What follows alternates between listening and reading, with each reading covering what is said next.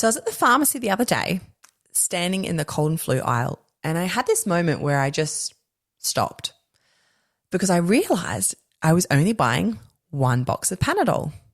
One. Not the bulk pack, not 3 boxes of Nurofen, 2 bottles of baby Panadol, a nasal spray, saline drops, or whatever else I could throw in the basket while silently falling apart. Just one box. And I thought, oh my God, we made it. We actually made it through those years. Okay, let me take you back. Because if you've got a baby or a toddler right now, you already know what I'm about to say. Those early years, it's just sickness on top of sickness on top of sickness.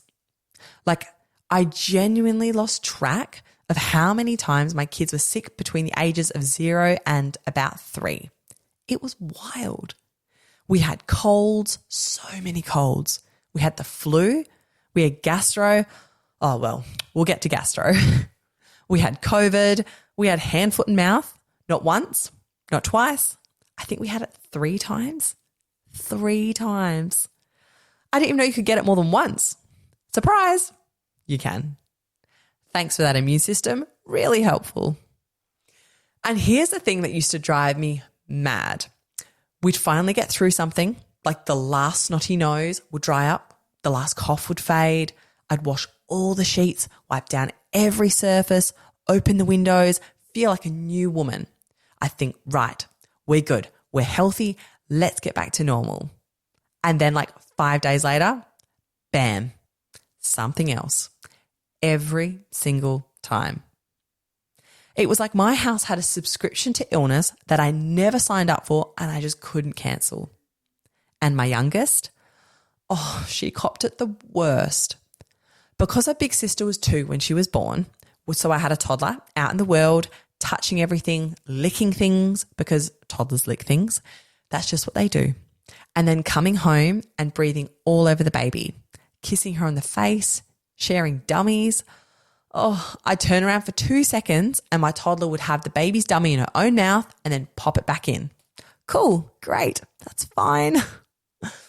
My youngest basically had a cold from the day she was born until she turned about 2. I'm not even joking. I think her nose ran for 2 years straight. I should have bought shares in tissues. And people would say to me, do your girls go to daycare?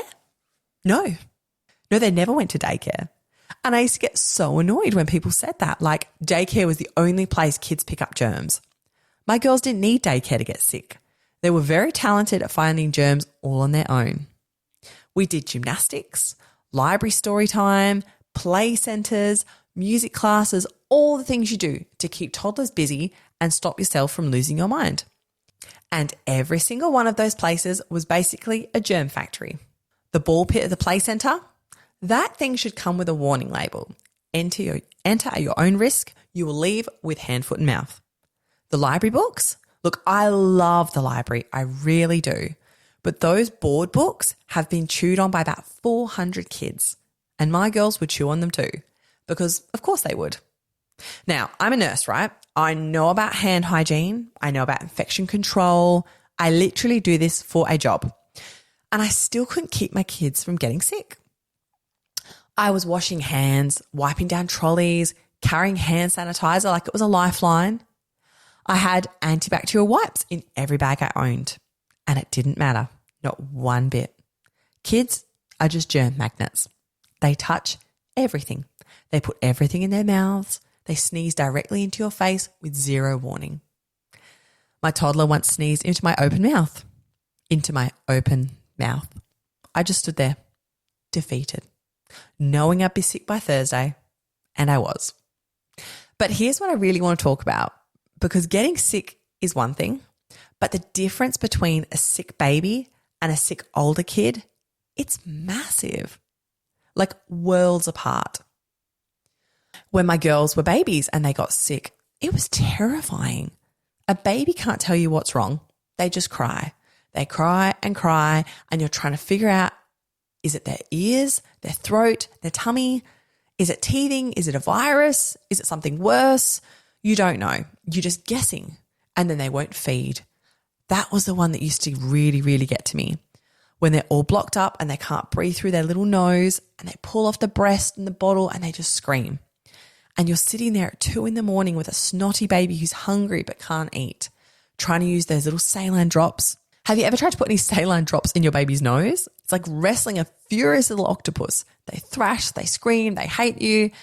And then you get maybe one drop in and they sneeze it right back out into your face. Brilliant. And then you're counting the wet nappies because that's what you do with a sick baby. You watch the nappies.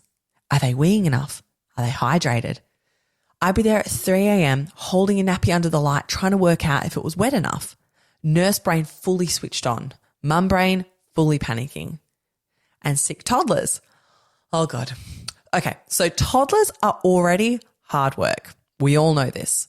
They're loud, they're busy, they have big feelings about everything. My toddler once had a full meltdown because I peeled her banana wrong. That's just a normal Tuesday. Now, add a fever to that, add a cough and a runny nose and the fact that they feel awful but they don't understand why. A sick toddler is just chaos. They don't want to rest. You know how people say, oh, just let them rest on the couch. Have you met a toddler? They don't rest. They're sick and miserable, but they still want to climb things. They're burning up with a fever and they're trying to ride the dog. Mine will be coughing her lungs out and then ask, can we go to the park? No, honey, we can't go to the park. You've got a temperature of 39. Cue the meltdown. And then the Panadol fight, trying to get medicine into a toddler who doesn't want it, the syringe, the spitting, the sticky pink Panadol all over their face and your shirt and somehow in your hair. I used to feel like I needed a shower after every dose. And can we talk about gastro for a second? Oh, because gastro with little kids is a whole other level. I remember one time, and this is gross, I'm sorry, but my toddler had gastro and she vomited all on me, like everywhere, directly on me. And I just sat there covered in it and I didn't even react. I just thought, yep, this is my life now and this is what I do. I am a human vomit catcher. And then, of course, the baby got it 2 days later. And then I got it. And then my husband got it. So we were all just laying around the house like zombies. No one could look after anyone. The house looked like a crime scene. There were towels everywhere, buckets everywhere. I think we went through 3 cans of air freshener. Good times. Really good times. And the thing that no one talks about, it's not just the sickness itself, it's everything that comes with it. The sleepless nights. Oh, the sleepless nights. You think you're done with broken sleep once your baby starts sleeping through. No, because then they get a cold and you're up all night again, listening to them cough on the monitor, going in to check on them every hour, sitting up in bed wide awake because your mum brain won't let you sleep while your kid is sick, even if they're fine, even if it's just a cold. You're still awake, staring at that monitor like it's a thriller movie and something's about to happen. And then there's work. Calling in sick again, that phone call, hi, I'm so sorry, my daughter's sick, I can't come in. And you feel guilty every single time. Even though it's not your fault, even though your kid is literally throwing up, you still feel like you're letting people down. And you're doing the maths in your head. How many sick days have I used this month? Can my husband take this one? Can my mum come over? Who's going to cover my shift? It's this whole thing. And then you cancel plans. The catch up with your friend, the dinner you've been looking forward to, the birthday party your kid was so excited about. Sorry, can't make it. Kids are sick again. I felt like I was cancelling everything for about 2 years straight. I'd make plans and then just wait for the inevitable text I'd have to send. Sorry, one of the girls is sick again. I sent that message so many times I could have made it a template. And the mental load of it, that's the bit as well that gets me. Because when your kid is sick, your brain doesn't switch off. You're thinking about their temperature. You're thinking about when the last dose of Panadol was. You're thinking about whether you should call the GP or wait it out. You're Googling symptoms at midnight, which, by the way, never helps. Don't do that. Google will tell you it's something terrible and you'll spiral. I've spiraled many times myself. But here's where I am now. My girls are 5 and 7, and when they get sick now, it's different. So different. My 7-year-old will come up to me and say, Mum, my throat hurts. And I'll say, okay, let's get you some Panadol and you can watch a movie. And she'll just go and lie on the couch with a blanket and watch Bluey. And that's it. That's the whole thing.